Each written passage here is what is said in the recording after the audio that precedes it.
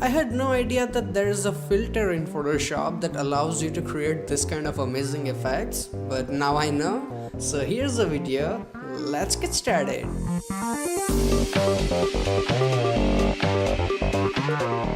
Hey, what's up guys, Dhruval here back with another video, and as you can see, this is the final output and this is the original image that I'm going to use. I will also use this texture, and if you want to use any of these images, the download link is in video description, so feel free to use it.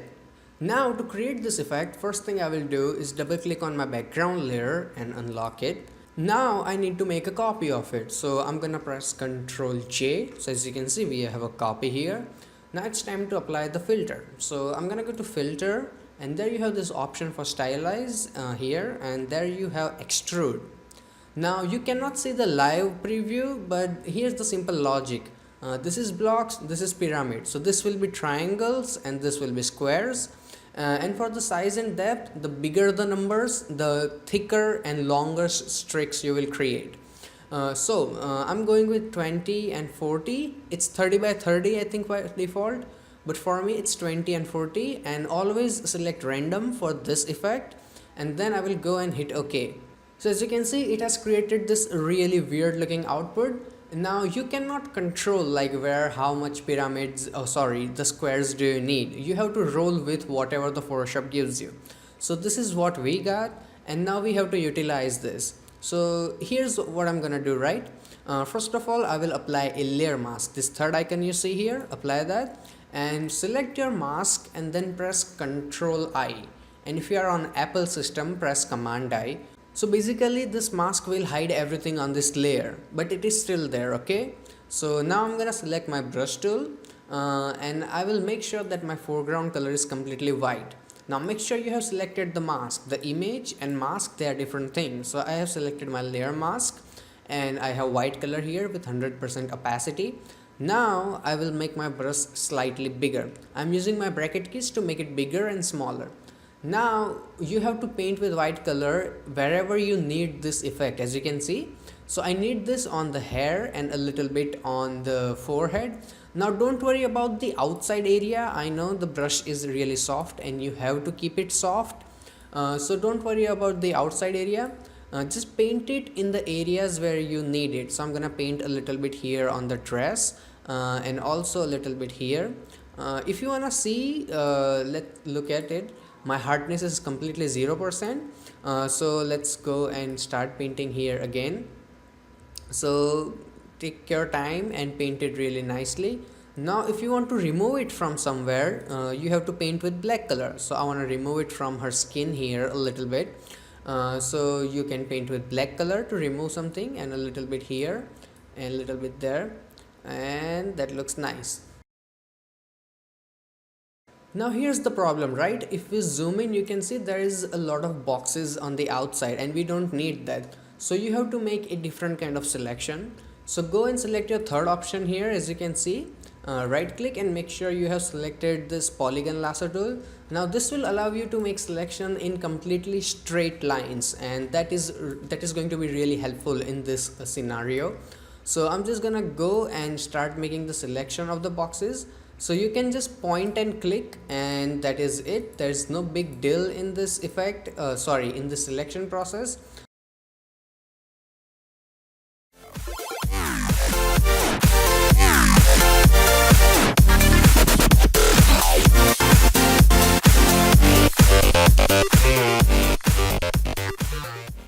So as you can see, I have done the best selection I can do for now. So when you are done with the selection, just go and whenever you want to close it, just double click and it will make a selection of it. See, it's simple as that. Now go and select your brush like every time, and we want to remove it, right? So we will paint with black color in layer mask.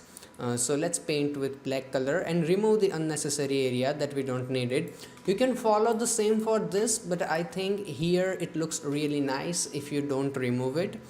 So now I'm gonna go to select, and then I will go and select deselect. So here comes the important part, okay, for this area. So all you have to do is just keep your brush really soft and paint with black color until you remove the dark parts that will be created because of the eye, because it's really dark. So you have to match it with the foreground as nicely as possible. A simple soft brush will do the trick for you. It's not a big deal, believe me. So the basic output is ready and it looks really nice. Now it's time to give it some more depth. You can keep it here, it's your personal choice. But what I would like to do is create a new blank layer from this second last icon. Then I will press Ctrl, Alt, Shift and E. So what it will do is create a JPG of the image that we just created inside Photoshop. Then I go to filter and then I go to filter gallery. Let's zoom out so you can see properly. So in the filter gallery, what I like to do is make sure that my edge thickness is 0 and the posterization that's on maximum, and the edge intensity is as minimum as possible. So here we have 1%. That looks really nice, and then go and hit OK. So now if we zoom in and if I turn it on and off, you can see it gives us that really cool effect, and it separates the boxes, the extrude effect, really nice. So it looks really good.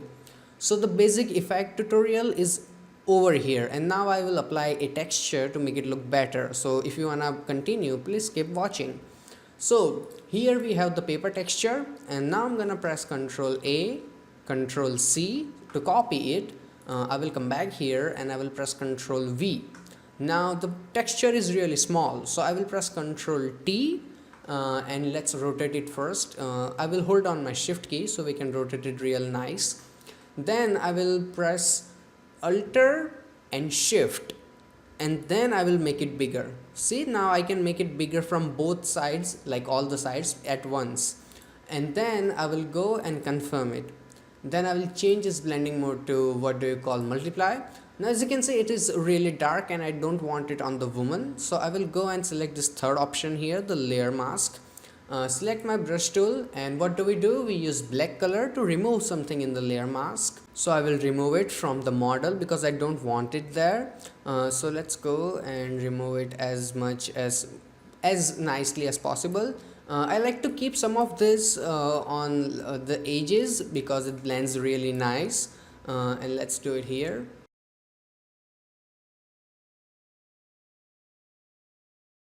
Now as you can see, the texture is really dark. So to get rid of that, I will go and create a new adjustment layer, and I will select levels, and here I will make my texture really bright and also a bit brightness in highlights too. Now you can see it is also affecting the image below it. So I will go and click on this little icon here and it will clip it. So now this level effect, like the adjustment layer, will only be affected on the texture. So as you can see, so now I can go back to my levels and adjust it really nice, and let's go and make it a slightly more brighter. So that looks really good. I would also like to make my model brighter, but also separately. So I will select my layer 1, create a new adjustment layer, and as always I will select levels and make also her a bit more brighter. So as you can see, now this only affects the model, not the texture. And then for overall effect, I will go and create a new adjustment layer and then select vibrance and make my vibrance to all the way 100%. Then I will go and create a new adjustment layer and select curves and just lift up this thing a little so we have overall brightness, so it looks really nice since the hair and dress are really dark. So we got that done, and now it's time to create the popular lighting. So create a new blank layer from here.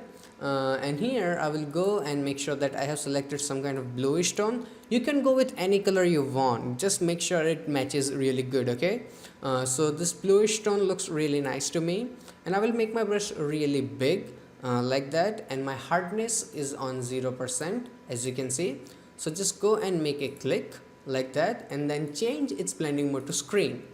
And I will move it a little bit here so we can see the lighting really nice. And you can also put this lighting under your vibrance, so it gets affected by the this curves and vibrance effect, and then you can reduce the opacity to give a different kind of effect. So as you can see, this is the final output and this is the image that we started with. So just in little to no time we created this really funky effect, and this filter is really awesome. You can be creative and try it on animals, fruits, or anywhere you want. The possibilities are just endless. And I really hope that you guys learned something from this video, and if you did, hit that like button so I can know. And if you have any kind of questions or suggestions regarding this video, please feel free to ask me in the comment section below. And if you want to check out even more Photoshop effects like this, you can click on any of these boxes, and you can also subscribe to my channel, so every time I upload a new video you will get the update.